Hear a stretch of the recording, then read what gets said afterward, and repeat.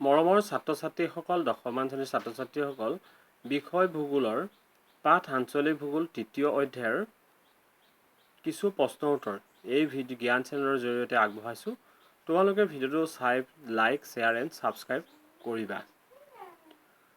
১ number হ'ল সমধৰ্মী অঞ্চল কাক বোলে? উত্তৰ হৈছে যিবোৰ অঞ্চল নিৰ্বাচিত উপাদানবোৰৰ সাদৃশ্যৰ ভিত্তিত চিনাক্ত কৰা হয় সেইবোৰ অঞ্চলকে সমধৰ্মী অঞ্চল বুলি কোৱা হয়।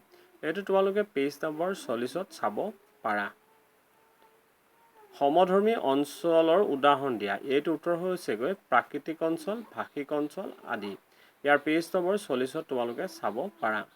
৩ নম্বৰ ক্ৰিয়াত্মক অঞ্চল কাক বোলে?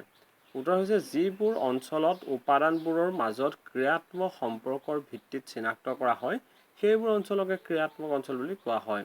আৰু এইটো বিশদভাৱে চাবলৈ তোমালোকে পেজ নম্বৰ 40ত চাব পাৰা। ক্ৰিয়াত্মক অঞ্চলৰ উদাহৰণ দিয়া। ইয়াৰ উত্তৰ হৈছে গুৱাহাটী মহানগৰ, দিল্লী মহানগৰ আদি।